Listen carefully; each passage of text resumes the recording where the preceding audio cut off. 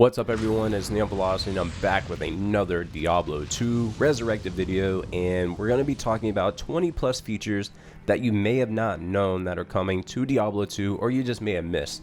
Now before we go into that, if you're new here, make sure that you hit that like, subscribe, and bell notifications for when future videos get uploaded to the channel. Also, a big shout out to Neon Nation for making this video possible, in particular TheWickerMan for being the first subscriber on my YouTube channel. By the way, if you subscribe on Twitch, that is fine. You can check me out on Twitch at twitch.tv/neonvelocity. Link in the description below. But let's get into this. Number one is that there is a 70-30% visual guide. And what this means is that 70% of the game is being not affected. It's basically exactly how it's supposed to look, although it's just being updated to 3D graphics, whereas the other 30% of the visual overhaul is brand new changes that are coming to Diablo 2 Resurrected.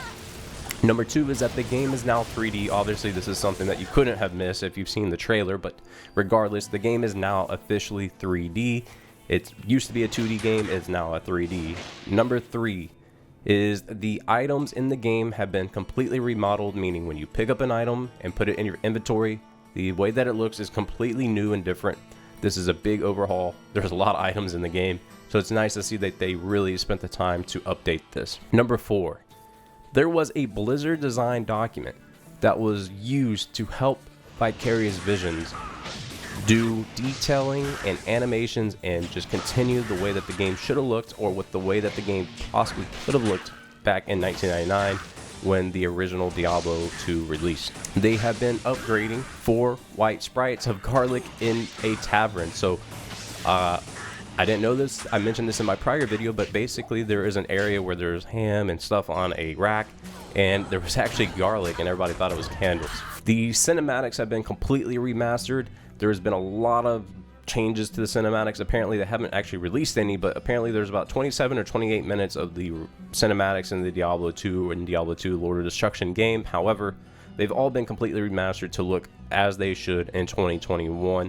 Number 8 is that the sound improvements have been made. Ambient sounds, there's more effects, but they have also kept all the iconic sounds the same. So anytime you take a skull and throw it into your inventory, the little sound that it makes, even though that's not exactly how it sounds, that sound is exactly the same. So they've kept those iconic sounds the same. However, they updated to make sure that you're hearing a lot more audio in the game, as it should be since it's modernized. Spawn rates, item drops, and all the core mechanics remain the same. Basically, you're just playing Diablo 2 version 1.14 as we are right now. However, the only difference is that there will be updated visuals. Now, this doesn't rule out the fact that there's a potential chance for balancing and new content to come. It very well could happen, but right now they're just aiming to deliver the game as it is on a 1-to-1 ratio. The UI has also changed. It's been organized just a little bit. The major change to me is also very noticeable at the very bottom, where you're using your user interface at the bottom of the screen. They revamped where the skills are. They've also made it more modernized, so for controller support, which is great. So there's been a lot of changes there. I actually like the way that looks. It's a good re-imaging of what it probably could have been back in 2020 if they had the time or the thoughts. Speaking of UI and your character stats screen, they've actually added the advanced stats. This is a great quality of life feature. This feature allows the individual to understand, for example, how much magic find they have on their character without actually having to calculate it by looking at every piece of gear like you used to in the past. Autogold is now in the game. So what this means is that in Diablo 3, for example, if you ran over gold, you would pick it up automatically, whereas in Diablo 2, you would have to singly click every single piece of gold. This is now added, a great feature. However, if you don't want to lose the legacy version of Diablo 2, you can still go and pick it up yourself by disabling and toggling it off. Speaking of toggling and things of that nature, the game is also coming to consoles, meaning it's coming out to Nintendo Switch, PS4, PS5, and the Xbox One franchise series.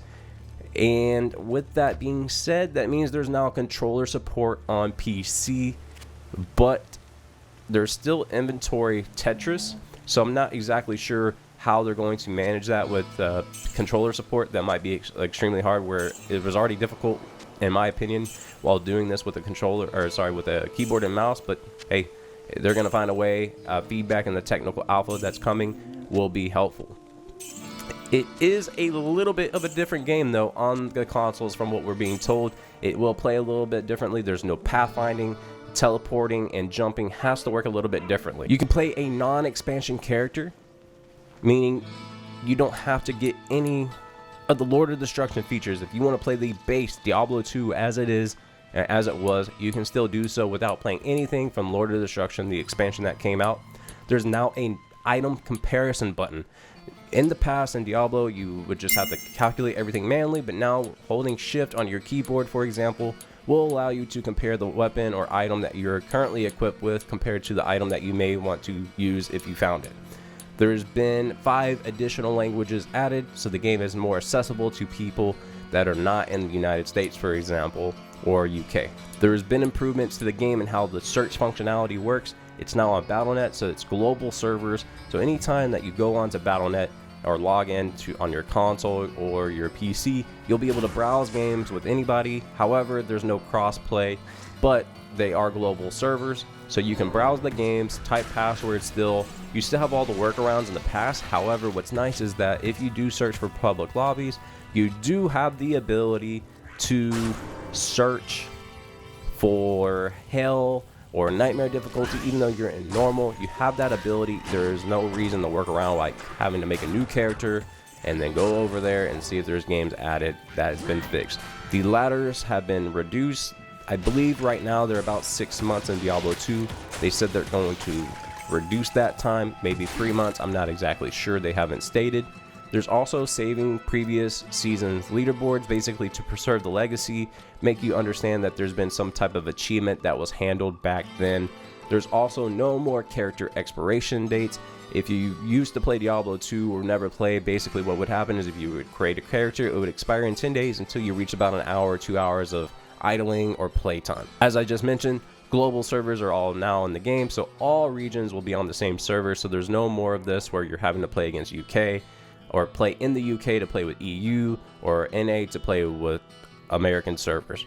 Also, duplicate names are going to be allowed. However, they will be appended with your battle tag or your gamer tag or whatever your name might be on the console of choice. So basically, if you made a name that said Fishymancer, there would then be a hyphen that had your gamer tag after it, perhaps, but not confirmed just yet for proper identification of who you are. But this is just a little bit of the surface of what's expected to come into Diablo 2 Remastered. I hope that you guys enjoyed this video. Like I mentioned at the beginning, make sure that you hit the like, subscribe, and bell notifications for when future videos get uploaded, and I will see you in the next video.